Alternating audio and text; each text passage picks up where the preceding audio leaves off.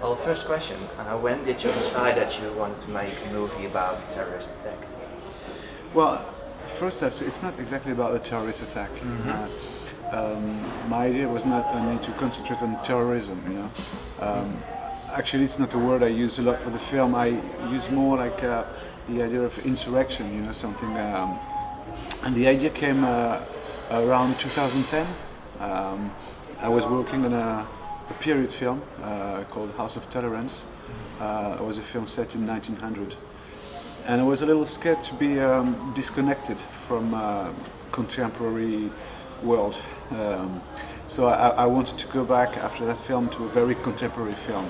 And for me, the very contemporary, the sensation of that was a tension that was so thick that it would explode, you know, so thick that you could even touch it with your hand in the air and that it finished by explode.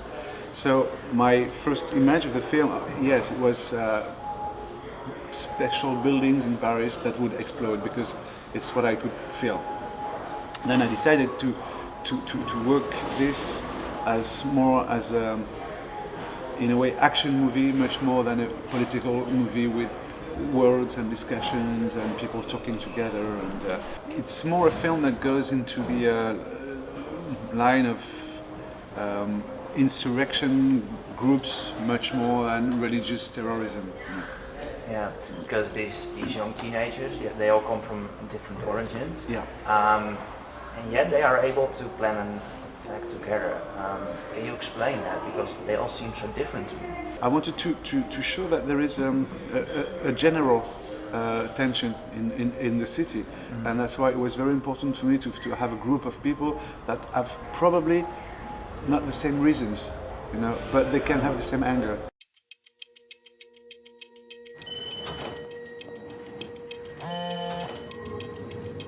In the first half of the movie, we see how people are being followed throughout the underground. Was it difficult to shoot on location in Paris? To get permission for that? On the first part, the most difficult was the metro. You know, it's very. Some days I just thought I couldn't make it, you know. But at the same time, I prefer to go inside the real metro with real people because it has an atmosphere that you cannot recreate if you rent, one car of the metro at night with extras, and you know it's not the same. Here you have a real feeling, but it was difficult to shoot. The authorizations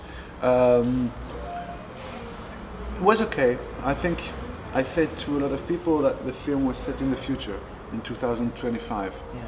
So for them to say, okay, it's a science fiction film. Yeah. So that's how it did to have the authorization. Non, reste ici, on sort pas, tu le sais.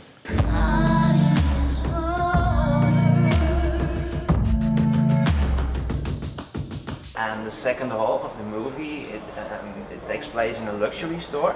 Did you have a special reason for filming this entire second half in that store? Yes, I mean for me in a way it's the heart of the film, and in a way I do the film for this part.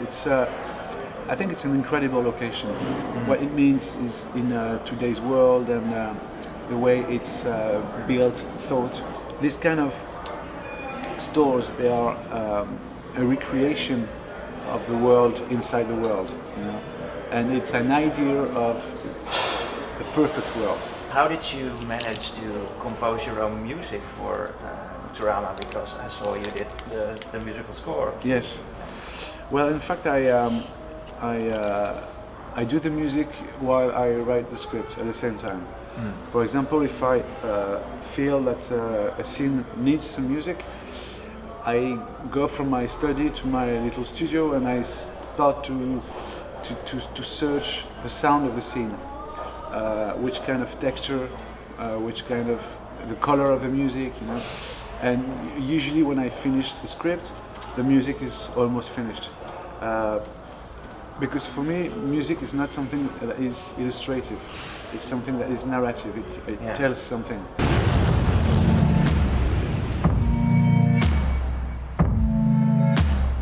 Maintenant, plus rien sera jamais pareil.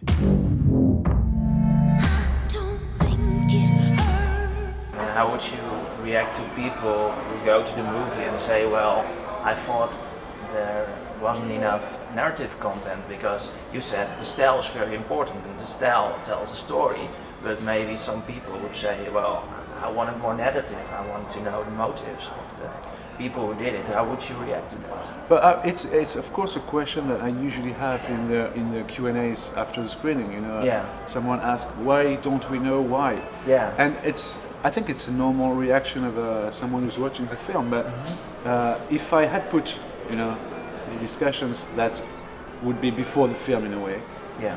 there would be a disappointment, you know, because in fact they know why.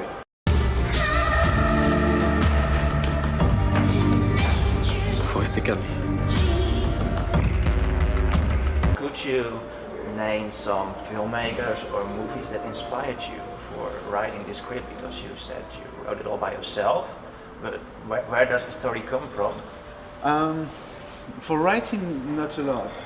For thinking about the film in general, yes, I would say that I was a little inspired by, for the first part of the film, by a film by Alan Clark called Elephant, which is the original of Elephant. After Gus Van Sant made a kind of remake, but Yeah. the Alan Clark's film was a very important film for me. And then on the second part, I was thinking of some action movie in which you have to wait, you know, that you know that something will happen and you have to wait. Yeah. And there is the John Carpenter I saw it on Precinct 13, I think I don't know. Rio Bravo. And you know, it's two kind of films that people have to wait. There are something outside that's going to arrive, and so how to make some tension with nothing. Yeah. So, and these three films, especially the Alan Clark and John Carpenter, what I really liked about them, it's in a way it's action film with not many words, but they are very political, and how to make a political film through an action movie. Yeah.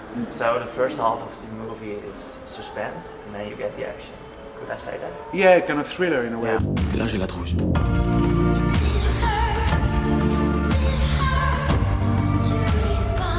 T'as vu que tu commences à flipper. Okay, as a last question, I wanted to talk about one particular scene because I found it quite interesting. There's a scene, they are sitting in, I think, a canteen or something like that, and they're talking about politics. Yes. And you think they are talking about their motives, but it seems as if they're just talking afterwards about a test for school or something. Yes, it's just not really a motive. It's a real bar that is close from the science politics school in Paris. Yes. And one is preparing the entry, one is already in the school, and they're just talking about the program. And I wanted to talk about democracy in the 20th century, the history of democracy. So you can feel that not all my characters, but some of the characters has done some studies, and they're thinking politics through the history of politics. But you shouldn't see it as their motives. It's just No, it's like when you have the flashbacks in the film.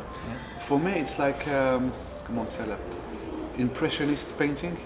You know, it's not something very clear. It's just little colors you put, you know, that gives you a feeling, but it's not like really clear stuff. And it's how I thought the flashbacks. You only have signs, you know. It's not a proper explanation, but little signs.